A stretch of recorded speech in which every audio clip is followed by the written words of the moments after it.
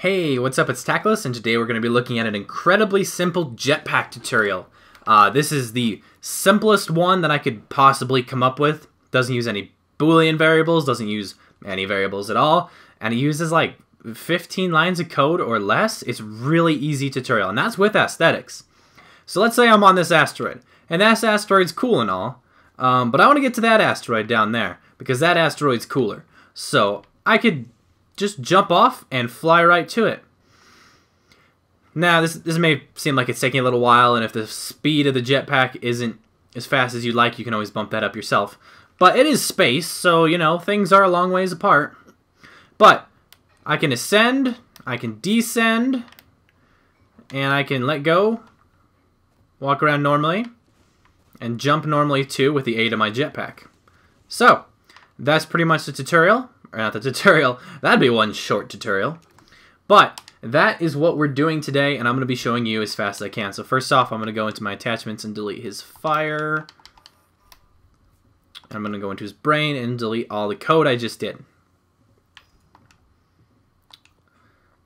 So, what you're probably going to see when you make a very simple brain is you're going to probably see when left stick move and when A pressed jump. You're probably going to see these two lines of code. And you know what? Delete them both. We don't need them. Click your left joystick while you're on the number to add a bunch of empty lines, because we're going to need a few of them. And we're going to have three kind of divisions of code. First, we're going to have A. Then, we're going to have... Oh, hang on. We need not A. And then we're going to have, I'm going to copy and paste it this time, A released. So, what we're going to be doing now is making child lines of code underneath them. So, you want to click to make a new line of code, select the number, bump it to the right, and now this line of code will not activate until this line of code is met. So what we're going to do is we're going to make the controls as such so that when you press and hold A, that allows you to fly. But we're also going to use the bumpers, the left and right bumpers, to ascend and descend. So, when A and when left stick, we're going to do move with flying. Now, we want the bumpers to ascend and descend. So, when left bumper, we're going to have it descend. When left bumper, sorry, sometimes I just select the wrong categories when I'm thinking about other things.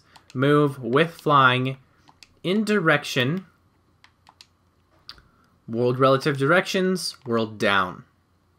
And we're going to copy, which is left trigger, and paste it, which is right trigger, and do right bumper, world up. So, that's our flying mechanic right there. And then when not A, we're going to make a new line of code, child line of code, which if you don't remember, you select the number, you bump it over to the right. When, keep doing that, when left stick, do move. Simple as that. And then when A released, we don't even need a child line of code here. When A released, jump. Now, the reason we're doing jump on A released is because we don't want the player to have to fly every time he needs to make a slight adjustment in height.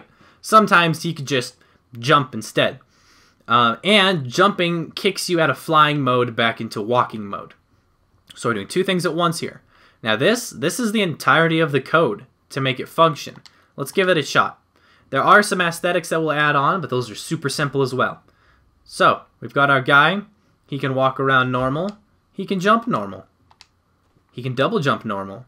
But since he can fly, he can also kind of triple, quadruple, ultra jump without having to tweak your settings at all.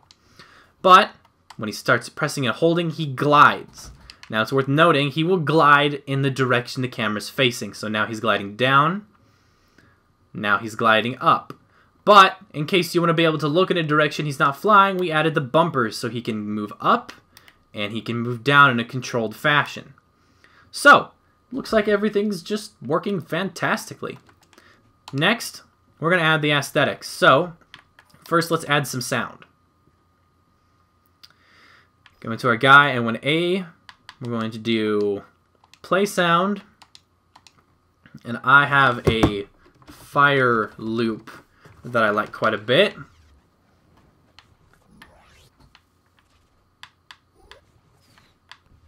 This one, right here.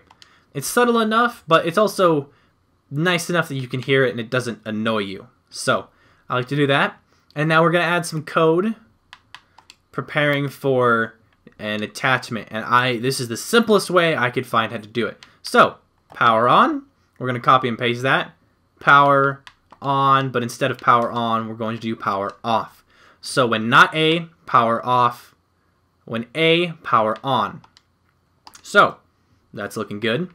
Let's grab an effect. This is a fire emitter, which I got from the effects right here. Fire emitter. So, let's get him near him. Now, we don't want to put this quite into place yet. I want to scale it down a fuzz. Not quite that much. Right about there. There. Now, we're going to rock it back. Now, we don't want it facing straight down, or else it looks like it won't be giving him any frontal or forward thrust. So we're going to aim it back just a fuzz, like that. There we go. Get it centered. Now, because this effect is fairly symmetrical in the sense of roundness, you don't need to rotate it in this direction really at all. Oh, okay. Apparently undoing removes the entire effect. So there's that. Okay, so scale it back down. Rotate it into place and get it close. You don't need to get it perfect. Not yet.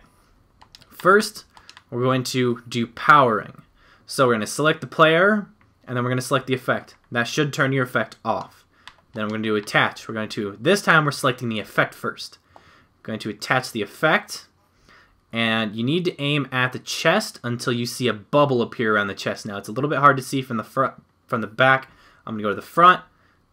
And you see there's a bubble around his upper chest right there. That's what we're looking for. So then you press trigger, and now the effect is both powered and attached to the player.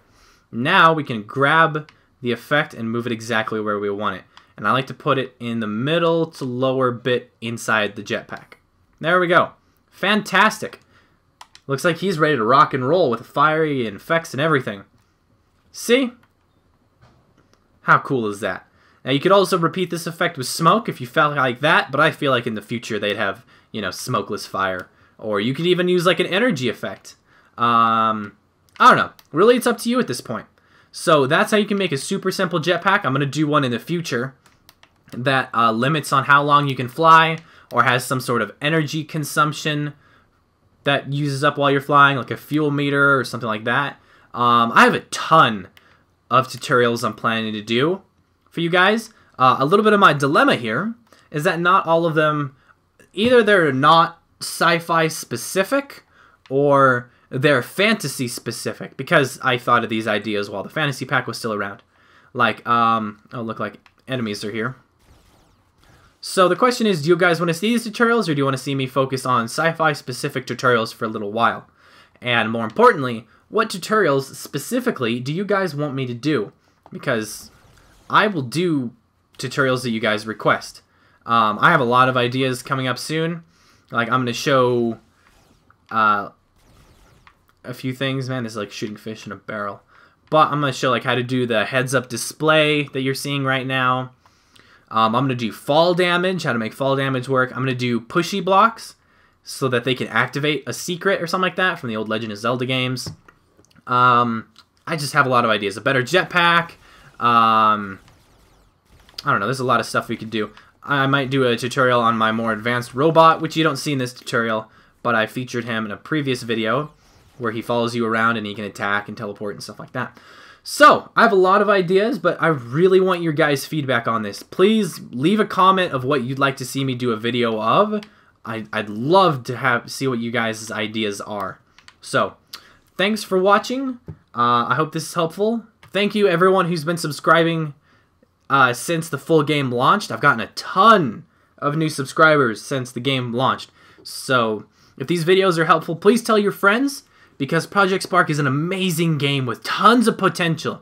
I just feel like people don't understand its potential, and I want to tell them everything that I've managed to figure out. So please tell them about this channel, that they can learn and make their own amazing, fantastic games, because you guys have ideas that I'll never come up with, and all that. So thank you guys for watching. I will see you guys later.